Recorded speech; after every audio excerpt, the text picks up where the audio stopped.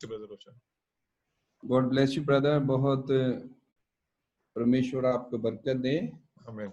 और स्पेशली अब ये पता चला, मुझे शायद आज या कल ही पता चला था, तो प्रभु का बहुत धन्यवाद हो चंगाई के लिए। आमीन, हालेलुया। वही चंगाई दाता है, उसी के नाम को महिमा मिले। आमीन।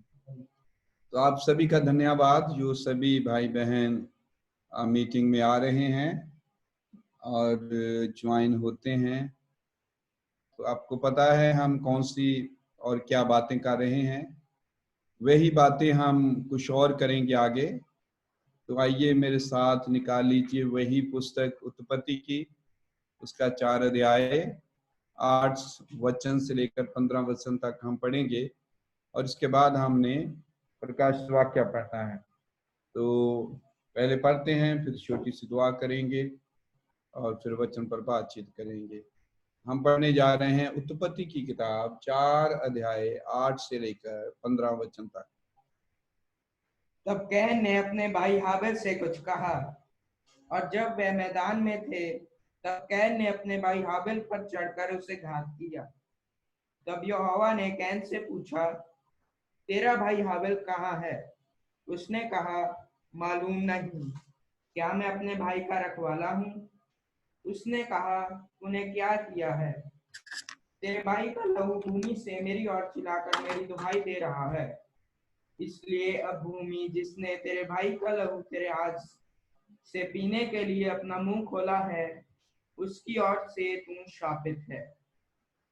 चाहे तू भूमि पर खेती करे तो भी उसकी पूरी उपज फिर तुझे ना मिलेगी, और तू पृथ्वी पर भटकने वाला और भगौड़ा होगा।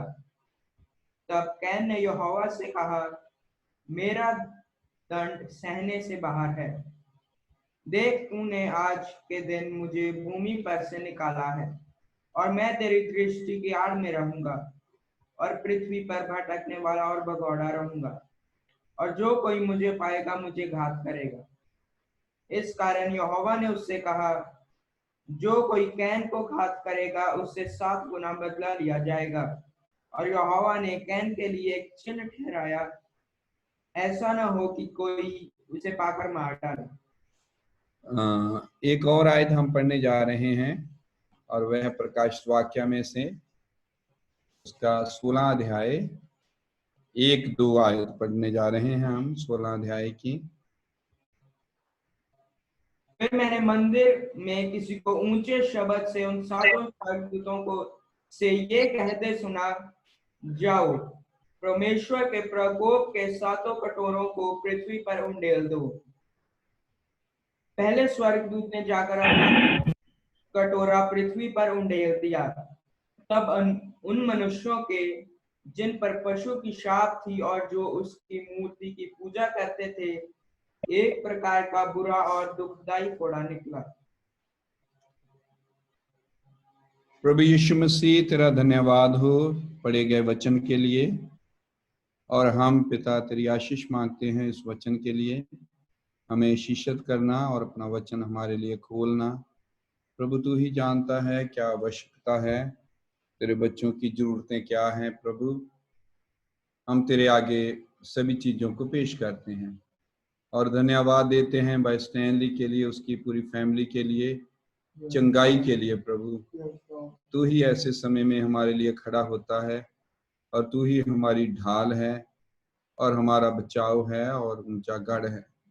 तेरे नाम की महिमा हो, और आज का वचन हम सब के लिए आशीष लेकर आए, बरकत लेकर आए। सब कुछ पिता तेरे ही हाथों में सौंपते हैं। यहाँ कहीं भी भाई बहन जुड़े हुए हैं, तेरा पवित्र आत्मा हम सभी को अपने नियंत्रण में ले ले। इस प्रार्थना को प्रभु यीशु मसीह के नाम में मांगते हैं, आमीन। प्रभु के नाम को महिमा मिले। मैं बात कर रहा था आपसे पिछले दिनों कि परमेश्वर जो है अपने काम का नजरिया या तरीका नहीं बदलता है, और परमेश्वर का काम करने का तरीका यह है कि वह पहले सावधान करता है, खबरदार करता है, चेतावनी देता है, और अगर लोग उस चेतावनी को नहीं समझते हैं तो तब परमेश्वर का न्याय उन लोगों पर उंडेला जाता है। जैसा कि बाइबल में लिखा है कि धरती के विनाश होने से पहले, सत्यानाश से पहले, उसके डिस्ट्रक्शन से पहले मैं एलिया नबी को तुम्हारे लिए भेजूंगा और वह बच्चों के दिल पितरों की ओर फेरेगा। मतलब यह है कि जब अगर वह लोग रिजेक्ट करते हैं उस मैसेज को, तब वह उन सब पर क्रोध उड़ेला जाएगा, सजा आएगी। तो जो एलिया का मैसेज आना है वह अनुग्रह है, वह एक मैसेज है जो दया लेकर आता है। तो हम देखते हैं कि पहले प्रभु धरती को शापित नहीं करता, ना सजा देता है। पहले तो वह चेतावनी देता है। इस अंतिम समय से पहले भी यही चेतावनी है कि एलिया नबी आएगा और सब चीजों को बहाल करेगा। तो हम देखते हैं कि 16 अध्याय में जो अभी हमने पढ़ा है, वहां पहला क्रोध का, कहर का प्याला है, प्याला लिखा है, कटोरा। तो कटोरा है परमेश्वर के क्रोध का, और परमेश्वर के क्रोध के कटोरे का अर्थ है न्याय, परमेश्वर का न्याय। तो पहला ही क्रोध का कटोरा जब उंडेला जाता है धरती पर, तो वह उन लोगों पर उंडेला जाता है जिनके ऊपर पशु का निशान है, चिन्ह है पशु का। और पशु का चिन्ह किन लोगों पर है? हमने देखा उन लोगों पर जो वचन को तिरस्कृत करते हैं, रिजेक्ट करते हैं, जो वचन की आज्ञाकारी नहीं करते हैं। तो यह बात हमारे सामने पक्की है और अच्छी तरह से खुली हुई है कि 16 अध्याय में जिन लोगों पर क्रोध का कटोरा उंडेला जाता है, वही लोग हैं जिन्होंने वचन को, जो विंडिकेटेड मैसेज है, प्रमाणित और साबित किया हुआ वचन है छुटकारे का, उसे रिजेक्ट किया है, उसे नहीं माना है। और परमेश्वर ने उस मैसेज को जब भेजा तो वो मैसेज उनके लिए कृपा, अनुग्रह, दया और सावधान करने के लिए, खबरदार करने के लिए था। क्योंकि जब परमेश्वर खबरदार करता है तो इसका मतलब कि वार्निंग दे रहा है, चेतावनी दे रहा है। और चेतावनी का अर्थ होता है कि हम संभल जाएं। इसलिए जब इन दिनों की बात करें तो चोटी का पत्थर भी जब आता है तो अनुग्रह अनुग्रह अनुग्रह पुकारता हुआ आता है। मतलब कि इस समय में धरती का न्याय होने वाला है, कटोरा उंडेला जाने वाले हैं, जो बाकी हैं सब चीजें भी। लेकिन उससे पहले परमेश्वर एक मैसेज को भेजता है जो अनुग्रह का मैसेज है, जो अनुग्रह अनुग्रह अनुग्रह पुकारता हुआ आता है। तो हम देखते हैं कि परमेश्वर दयालु है, कृपा करने वाला है, और अपनी कृपा और दया के कारण ही परमेश्वर एक संदेश भेजता है, एक मैसेज भेजता है। और जब लोग उस मैसेज को, उस संदेश को रिजेक्ट करेंगे तो परमेश्वर के सामने और कोई दूसरा ऑप्शन नहीं है सिवाय इसके कि वह उन लोगों को सजा दे। क्योंकि वचन श्रोमणी है, वचन सबसे ऊपर है और वचन को गिराया नहीं जा सकता है। तो देखिए आगे हम देख रहे हैं प्रकाशित वाक्य 16 अध्याय में उसके 1 और 2 आयत में यहां वही हो रहा है जो उत्पत्ति की किताब 3 और 4 में हुआ। जो हम उत्पत्ति 3 और 4 में देख रहे हैं वह एक सीड फॉर्म में है, बीज के रूप में है वहां। और इसी चीज को जब हम प्रकाशित वाक्य में देख रहे हैं तो यह है एक पक्की हुई फसल, या अपनी मैच्योरिटी में है, परिपक्वता में है अपनी में। लेकिन बात वही है जो उत्पत्ति में शुरू हुई। देखिए 3-4 अध्याय में परमेश्वर वहां न्याय लेकर आता है, सजा दी जाती है और परमेश्वर के न्याय का, क्रोध का कटोरा उंडेला जाता है। लेकिन परमेश्वर उनके लिए मेमना लेकर आता है जो छुटकारा है। परमेश्वर उनके लिए विचोलगी करता है जो कि याजकाई का काम है, और परमेश्वर उनको रिस्टोर वहां करता है, बहाल करता है।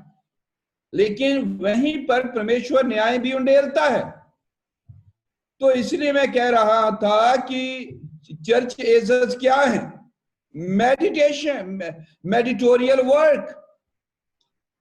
कलीसियाई काल तो परमेश्वर का विचोलगी का, याजकाई का काम है। मोहरे परमेश्वर का छुटकारे का काम है। तो ट्रम्पट्स हैं, नरसिंगे हैं, तुरहियां हैं, वह रिस्टोरेशन है।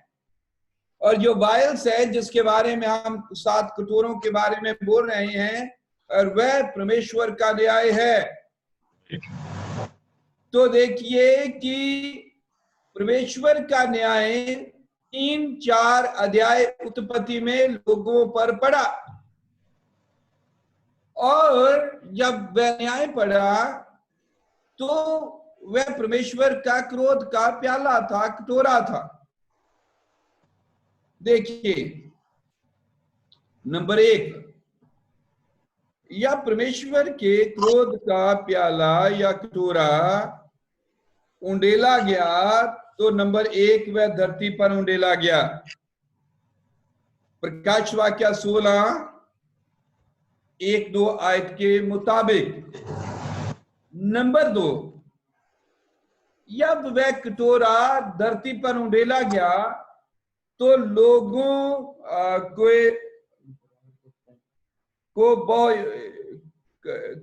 ऊपर या लोगों में एक दुखदाई घाव निकला। लोगों के घाव हो गए दुखदाई, नासूर निकल आए, ऐसे जख्म हुए, जैसे कोई स्किन की बीमारी है, यो ना ठीक होने वाले हैं। मतलब कि जब कटोरा क्रोध का धरती पर उंडेला गया तो उसने लोगों पर अफेक्ट करना शुरू किया, लोगों पर उसका असर होना शुरू हुआ, लोगों पर वह कटोरा आने लगा। तो तीसरा काम उससे यह हुआ कि जिन लोगों पर उस पशु का चिन्ह था या निशान था, उन सब के ऊपर गहरा घाव लगा और उन पर सजा आई, क्योंकि परमेश्वर हमेशा झूठी भक्ति से नफरत करता है। लेकिन हम इस बात को पक्का समझ लें भाइयों बहनों कि उनके ऊपर 16 अध्याय 1-2 आयत प्रकाश वाक्य तब तक पशु का चिन्ह नहीं लगा जब तक उन्होंने पवित्र आत्मा की शाप को रिजेक्ट नहीं किया। क्योंकि पहले परमेश्वर पवित्र आत्मा को लेकर आता है, ग्रेस को लेकर आता है, अनुग्रह को लेकर आता है। और जब लोग अनुग्रह के मैसेज को, मतलब पवित्र आत्मा को रिजेक्ट कर देते हैं, तो पवित्र आत्मा की मोहर को रिजेक्ट कर देते हैं, तब फिर उन पर पशु का चिन्ह लगता है। राइट। तब तक वह पशु का निशान नहीं लगेगा जब तक लोग पवित्र आत्मा को या उस कृपा अनुग्रह के मैसेज को स्वीकार नहीं करते।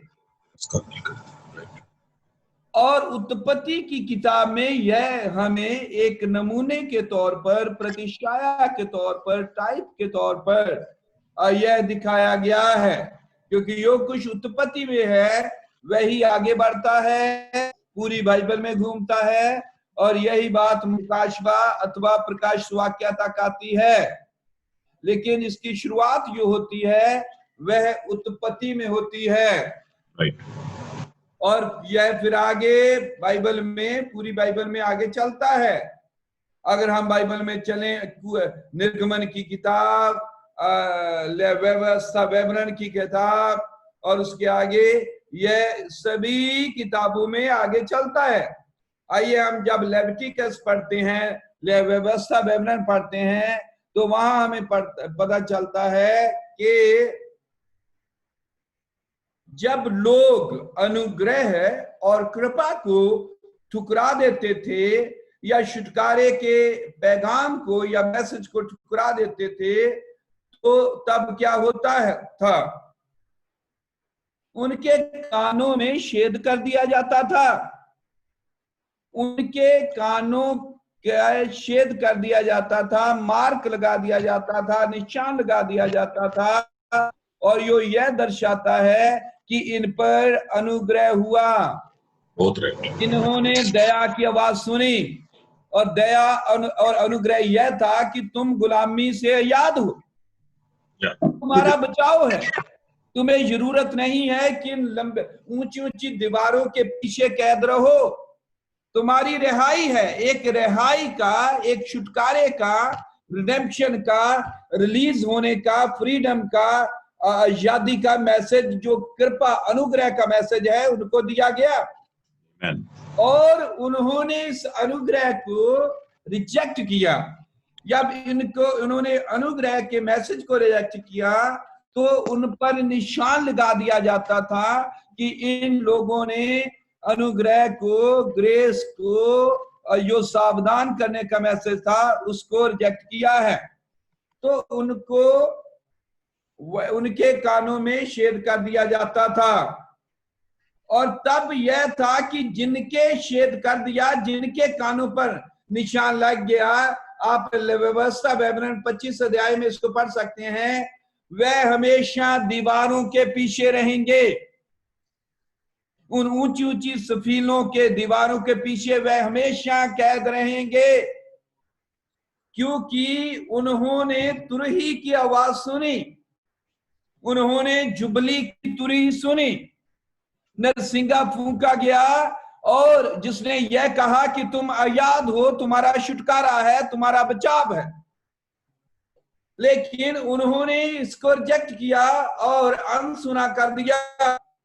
तो तब एक लंबी लगातार रहने वाली गुलामी में चले गए, और यह उनके जीवन में बार बार घटित होगा कि वह गुलामी में ही रहेंगे। अब चाहे कितनी भी बार जुबली की तुरही बजाई जाए या नरसिंगा फूंका जाए, क्योंकि उन पर तो निशान लग चुका है, और वह निशान लगा कि इन्होंने जुबली के नरसिंगे को ठुकराया।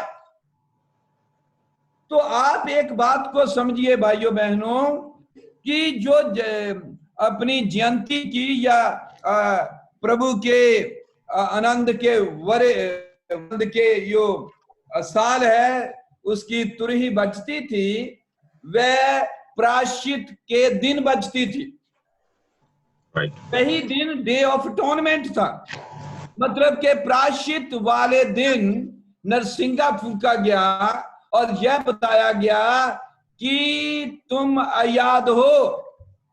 और यह दर्शाता है कि जो मेमना घात किया गया, वो आपको आपके वापस मिरास देने के लिए घात किया गया है।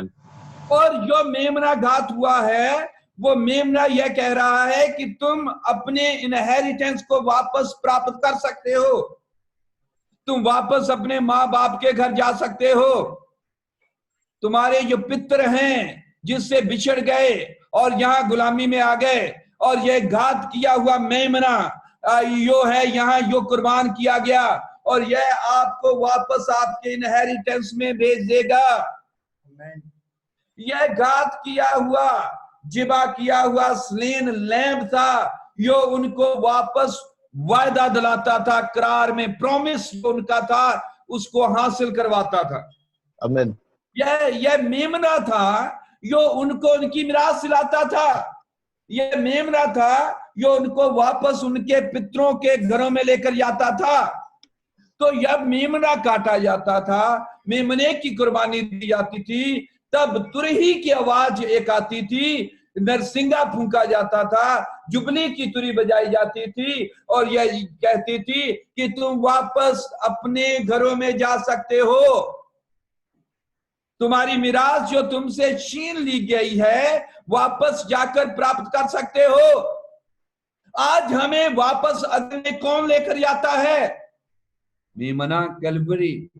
अगर कलवरी नहीं है तो वापस अदन के वाटिका में जाने का कोई रास्ता नहीं था।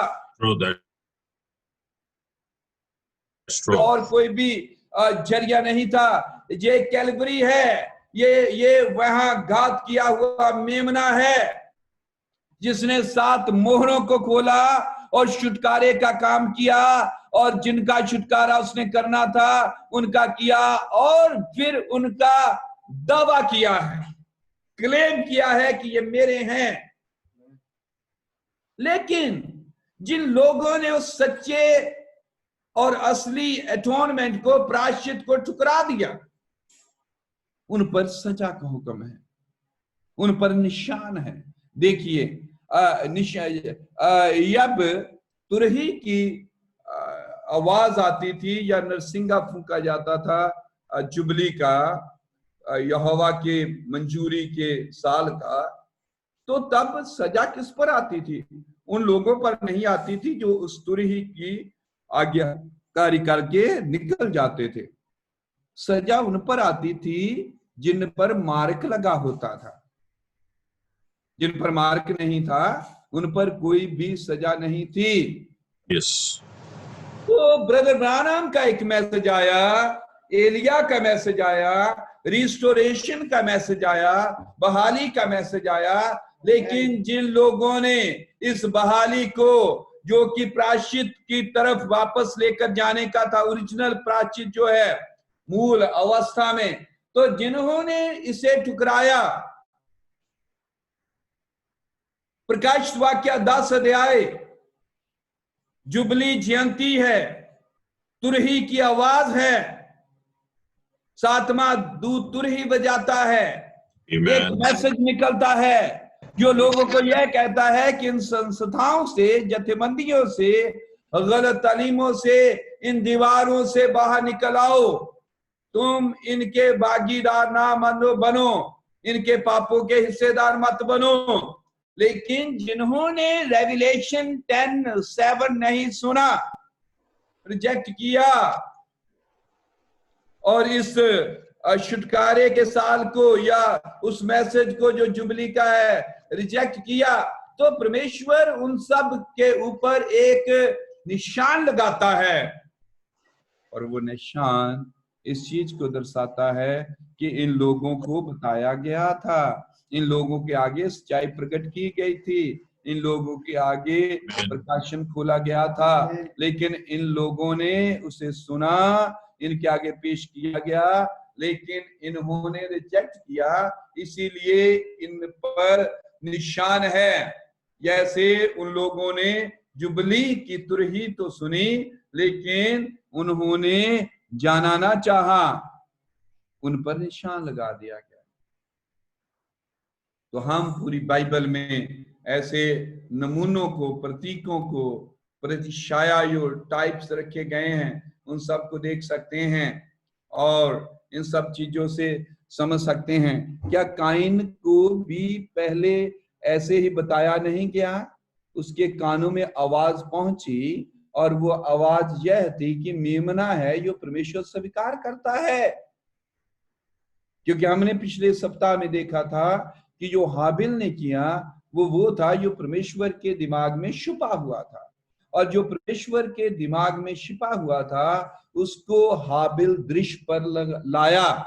जब हाबिल उसे दृश्य पर ले आया तब काइन ने सब कुछ देखा, उसके आगे पेश किया गया। तो कैन ने उस आवाज को जो सुनी थी ठुकराया, रिजेक्ट किया, स्वीकार नहीं किया। जब उसने इसे स्वीकार नहीं किया तो उस पर मार्क लगा दिया गया, निशान लगा दिया, ठीक उसी तरह जिस तरह इन लोगों के कानों में छेद कर दिया गया। तो हम देखते हैं कि उत्पत्ति से लेकर यह चीजें हमारे लिए खुलती जाती हैं, प्रकट होती जाती हैं और आगे चलती हैं, क्योंकि यह सब चीजें टाइप में, शैडोज में, प्रतीक में, नमूनों में, प्रतिछाया में, सब चीजों में रखी गई ताकि यह चीजें हमारी समझ को हमें समझ दें, हम समझ सकें कि परमेश्वर कैसे या किन पर न्याय उड़ेलता है। तो हम यहां समझ गए कि कैन पर निशान क्यों लगाया गया। कैन पर निशान इसलिए लगा क्योंकि उसके आगे वचन पेश किया गया। Yes. और उसने उस वचन को नहीं माना। हमें अब समझ आ गई कि कैन पर निशान क्यों लगा। हमें अब समझ आ गई कि जिनके कानों पर निशान लगा, छेद कर दिया गया, उनके कानों पर निशान क्यों लगा। आज हमें इस बात की समझ आ गई कि अगर इन दिनों में लोगों के ऊपर पशु का निशान लगेगा तो वह क्यों लगेगा। हमें समझ आ गई प्रकाश वाक्य 16 अध्याय 1-2 आयत में उन लोगों पर जिन पर परमेश्वर ने अपना न्याय उंडेला, सजा जो थी वह उंडेली, उन पर क्यों उंडेली। हम देख रहे हैं कि परमेश्वर क्या कर रहा है और परमेश्वर ने क्या किया। तो इससे हमें पता चल गया कि 16 अध्याय में लोग जो थे उनको वचन सुनाया गया, अंतिम समय का यह पैगाम उनके आगे लाया गया। तो जब हम उत्पत्ति में समझ गए कि क्या हुआ, जब हम व्यवस्था में समझ गए कि क्या हुआ, तब हम अच्छी तरह समझ जाते हैं कि इन आखिरी दिनों में क्या हो रहा है। क्योंकि जो हम समझ रहे हैं, हम लोगों ने जुबली को स्वीकार किया है, उस महान जयंती को स्वीकार किया है जिसने हमें हमारे पितरों के पास वापस लौटाया है। हम इसलिए याद हुए हैं क्योंकि हमने जुबली की तुरही सुनी है। Amen. हम इसलिए इसे समझ रहे हैं, इन बातों को इसलिए कर रहे हैं क्योंकि यह बातें हम पर प्रकट हुई हैं। हम पर प्रकट हुआ कि मेमना घात किया गया, उसका लोहू जो है वह वापस आया है कलीसिया के अंदर, ताकि अपने जीवन को, अपना छुटकारा जो उसने मनुष्यों को दिया है, अपने छुटकारे को लोगों के की जिंदगियों में से प्रकट करे, मैनिफेस्ट करे, जिसको हम टोकन कहते हैं, मसीह का जीवन हमारे जिस्मों से जाहिर होना। तो हम देखते हैं कि जो पशु का चिन्ह लगता है तो उसके साथ पशु की एक मूर्त भी है, इमेज ऑफ द बीस्ट भी है, उसकी इमेज भी है, और इस इमेज की वह सभी पूजा करते हैं, भक्ति करते हैं जिन पर उस पशु का निशान लगता है।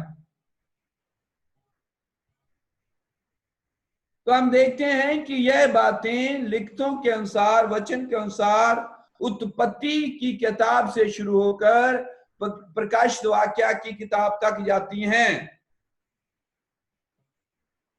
देखिए, इस बात को हम साफ साफ समझते हैं कि जब यह क्रोध का प्याला उंडेला जाता है तो यह हमें साफ साफ यही बताता है, जिसमें कोई भी शक नहीं या कोई भी गड़बड़ी नहीं है, कि यह प्याला कटोरा क्रोध का इसीलिए उंडेला गया ताकि परमेश्वर लोगों का न्याय करे। तो इसका मतलब यह है कि यह न्याय के लिए है। देखिए, बाइबल के अंदर ब्रानम ने कहा कुछ भी बाई चांस नहीं है, कुछ भी अचानक नहीं है, प्रत्येक बात जो बाइबल के अंदर लिखी गई उसका मकसद है लिखने का, क्योंकि पवित्र आत्मा ने उसको लिखा है। तो जब सफेद घोड़ा आता है, व्हाइट हॉर्स राइडर आता है, तो उसका मतलब है जब उसके हाथ में कमान है और कोई भी तीर नहीं है, तो इसका अर्थ है। सब चीजों का बाइबल में अर्थ है। और बाद में हमें पता चलता है कि उस घुड़सवार को मुकुट दिया जाता है, तो मुकुट देने का वहां कोई अर्थ है। तो हम देखते हैं कि यह सब बातें चलती हैं, कैसे लड़ाइयां होती हैं और कैसे ये बातें घटती रहती हैं, और फिर अंतिम दिनों में यहां प्रकाश वाक्य में आ जाती हैं, यहां तक पहुंच जाती हैं प्रकाश वाक्य में। तो इस तरह ये मोहरे हैं, और उसमें जो कुछ भी बताया गया है, चाहे वह व्हाइट हॉर्स है, चाहे कमान है, चाहे तीर नहीं है, चाहे मुकुट है, चाहे वो जीतने लगता है, जीत के लिए निकलता है, तो हम देखते हैं कि वहां एक एक शब्द जो दिया गया है उस सब का अर्थ है और वहां लिखने का मकसद है। Amen. तो यही बिल्कुल इसी ढंग से, इसी तरीके से यह कटोरों के बारे में है। यह जो कुछ वर्णन किया गया, बयान किया गया, जो कुछ लिखा गया है, एक एक शब्द, एक एक लफ्ज का मतलब है लिखने का। तो हम यह देखते हैं कि प्याला जो है क्रोध का, उसे धरती पर लिखा उंडेला गया, तो धरती पर उसने अपना काम शुरू किया, और यह उन लोगों पर काम हुआ, उन लोगों पर सजा आई जिन पर पशु का निशान था। और पशु का निशान था उन पर आया, या यह उन लोगों पर निशान, दरिंदे का या पशु का निशान जिन पर लगा था न्याय आया, या उन लोगों पर आया जिन्होंने पशु की मूर्ति की भक्ति की थी, इमेज ऑफ द बीस्ट की वर्शिप की। तो हमें यह समझ आती है कि यह जो परमेश्वर के क्रोध का कटोरा है, यह इसलिए आ रहा, उन पर आ रहा है जो फॉल्स वर्शिप करते हैं, झूठी भक्ति कर रहे हैं। इसलिए पिछले दिनों में मैंने कहा था, हम सबको अपने आप को जांचने की, अपने आप की पड़ताल करने की, चेक करने की आवश्यकता है कि हम कोई भी काम कर ही क्यों रहे हैं, चाहे हम प्रचार ही क्यों ना करते हैं। हम सब चीजों का करने का हमारा मकसद क्या है, और मोटिव, ऑब्जेक्टिव हमेशा ठीक होना चाहिए। आमीन। तो हम देखते हैं कि वहां महामारी आती है, वहां अकाल पड़ता है, वहां लोगों के घाव होते हैं, और ऐसे पेनफुल सोर जो असहनीय पीड़ा है, और उनके शरीर पर हुए, बॉडीज पर हुए, और उनको ये बहुत ही ज्यादा दर्दनाक घाव हुए, इनको बर्दाश्त करना मुश्किल है। इसलिए हम अब देखते हैं कि यह जो क्रोध का कटोरा है, यह धरती पर उंडेला गया, और उसकी वजह से घाव आए, दर्द हुआ, पेनफुल सोर, दर्दनाक घाव, और इन लोगों पर आए जिन्होंने गलत भक्ति की, उन लोगों पर आए जिनके ऊपर पशु की निशान था, उन लोगों पर आया ये निशान जिन्होंने, निशान का मतलब कि यह न्याय, जिन्होंने पशु की मूर्ति की भक्ति या पूजा की थी। क्योंकि परमेश्वर हमेशा और आज भी गलत आराधना या गलत भक्ति को रिजेक्ट करता है। यह परमेश्वर के नथनों में एक दुर्गंध की तरह है जब हम गलत भक्ति करते हैं। इसलिए हमें भक्ति बिल्कुल उसी तरीके से करनी है जो तरीका परमेश्वर का तरीका है। उस तरीके से जो प्रकाशन हमें दिया गया है उस ढंग से परमेश्वर के यहां तक अप्रोच करनी है। तो अब हम देखते हैं कि परमेश्वर लोगों का न्याय कर रहा है। अब सवाल यह है कि क्यों न्याय कर रहा है? ठीक है, न्याय इसलिए कर रहा है कि उन्होंने भक्ति की। इसका मतलब कि उन लोगों ने भविष्यवाणियां की,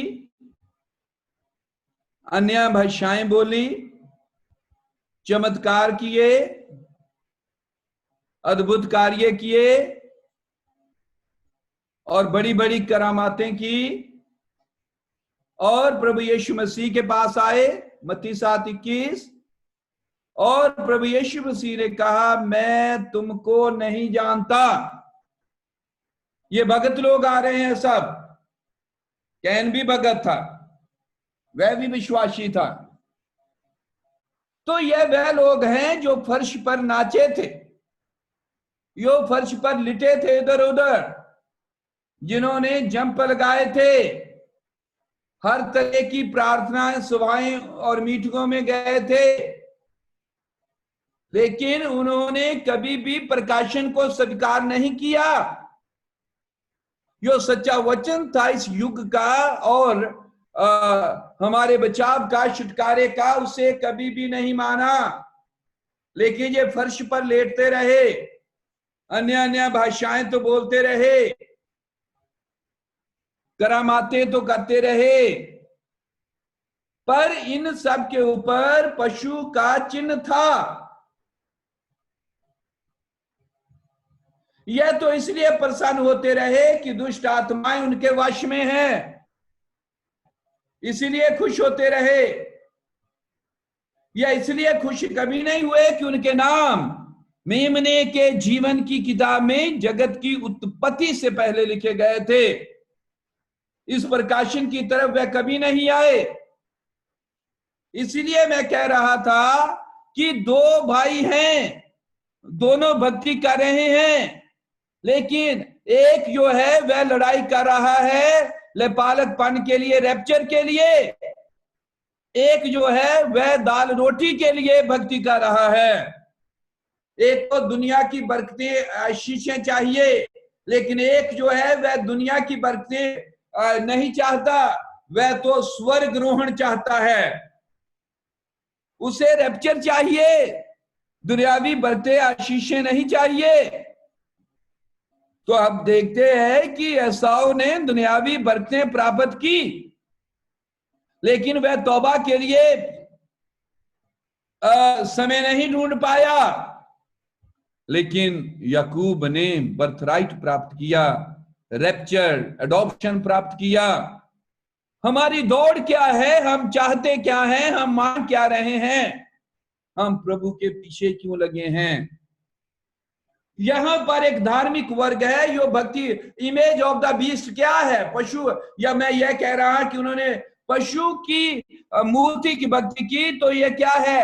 ऑर्गेनाइजेशनल सिस्टम, संस्थागत धर्म। तो संस्थागत धर्म में रहकर इन्होंने भूत निकाले, दुष्ट आत्माएं निकाली, कूदे फांदे, नाचे, इधर उधर लिटे और खुश रहे कि उनके वश में दुष्ट आत्माएं कर दी गई हैं। तो हम देखते हैं कि परमेश्वर इन चीजों में कोई भी दिलचस्पी नहीं रखता है। उल्टा यह है कि परमेश्वर उन पर सजा लेकर आता है। परमेश्वर इस चीज में दिलचस्पी रखता है कि जब भी हम उसके पास आए, आत्मा और सच्चाई में होकर उसकी आराधना करें। उसकी भक्ति जब भी करें, आत्मा में और सच्चाई में करें। वह चाहता है कि अब जब भी परमेश्वर के पास आते हैं तो आपकी अप्रोच जो है दैवी प्रकाशन चाहिए, डिवाइन रेविलेशन चाहिए आपके पास, और आप डिवाइन रेविलेशन के पास दैवी उस प्रकाशन के द्वारा परमेश्वर तक पहुंच करें, पूरे हृदय के साथ, पूरी नम्रता दीनता के साथ। तेल और दाखरस के साथ। दाखरस प्रकाशन है, तेल पवित्र आत्मा है, और यही चीज हाबिल के पास थी। हाबिल के पास वचन था, हाबिल के पास आत्मा था, हाबिल के पास वचन का प्रकाशन था, हाबिल के पास वचन के प्रकाशन का सुरूर था, क्योंकि उस पर वचन प्रकाशित हुआ था, और यह वचन उस पर प्रकट हुआ तो उसे उस वचन ने उसको स्टिमुलेट किया, सुरूर में लाया, क्योंकि सुरूर के बिना आपके पास प्रकाशन नहीं हो सकता। और जब आपके पास प्रकाशन होता है तो आप सुरूर में स्टिमुलेशन में आते हैं, जोश में आते हैं। जब यीशु मसीह धरती पर आया, यूहन्ना 4 के मुताबिक पूरी दुनिया भक्ति कर रही थी, सभी लोग आराधना में लगे हुए थे, लेकिन प्रभु यीशु मसीह ने कहा वह व्यर्थ में मेरी उपासना करते हैं। उसने कहा वह व्यर्थ में मेरी उपासना करते हैं, उनके दिल, उनके हृदय मुझसे बहुत दूर है। लेकिन उसने कहा जो भी मेरे पास आना चाहता है, अवश्य है कि वह आत्मा और सच्चाई में होकर भक्ति करे। Amen. एक ही प्रोवाइडेड वे है, एक ही परमेश्वर का मौजूद और ठहराया हुआ रास्ता है, और वह रास्ता है वो लोहू बहाया गया मेमना।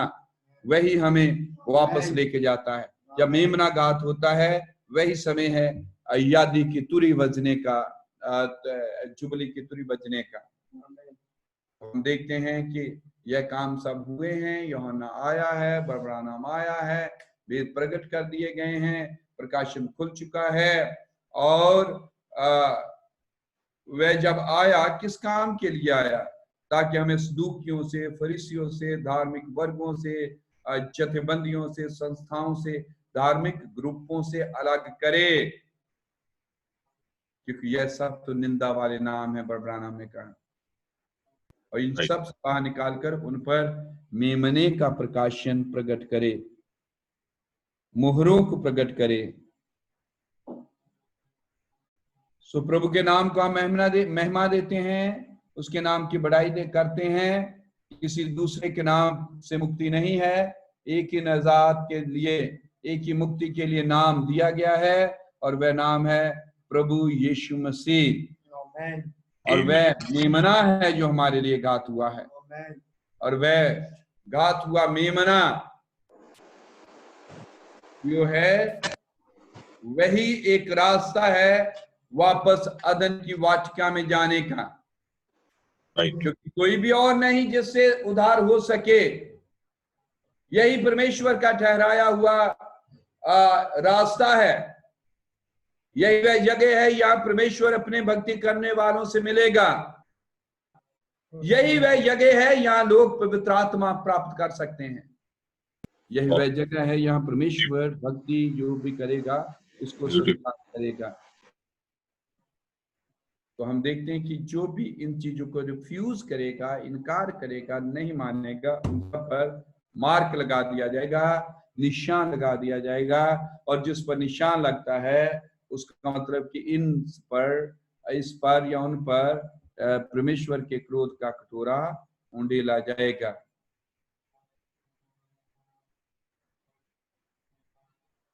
देखिए, जब वे पशु की मूर्ति की भक्ति कर रहे हैं तो इसका मतलब यह है कि वह परमेश्वर की भक्ति रिजेक्ट कर रहे हैं, रिफ्यूज कर रहे हैं। तो जब वे परमेश्वर की भक्ति रिफ्यूज कर रहे हैं और इमेज की वर्शिप कर रहे हैं, तो उन्होंने तो यह सोचा कि वह परमेश्वर की भक्ति कर रहे हैं। वह धोखे में थे, वह भरमाए जा चुके थे। इसी तरह तो कैन था, और कैन को बताया गया कि खराबी क्या है, लेकिन कैन नहीं माना। इसी तरह यह सब लोग भी नहीं मानेंगे। तो इसीलिए इन सब लोगों पर परमेश्वर के क्रोध का कटोरा उंडेला जाता है और वह सजा या परमेश्वर के न्याय के नीचे आते हैं। प्रभु के नाम को महिमा मिले। और भी बातें हम प्रभु के अनुग्रह से आगे करेंगे और प्रभु इन थोड़ी सी बातों के जरिए से आप सभी को बहुत आशीषित करे, बहुत बरकत दे। और इसी के साथ हम सभा को समाप्त करते हैं और उसके नाम को महिमा मिले प्रभु के नाम।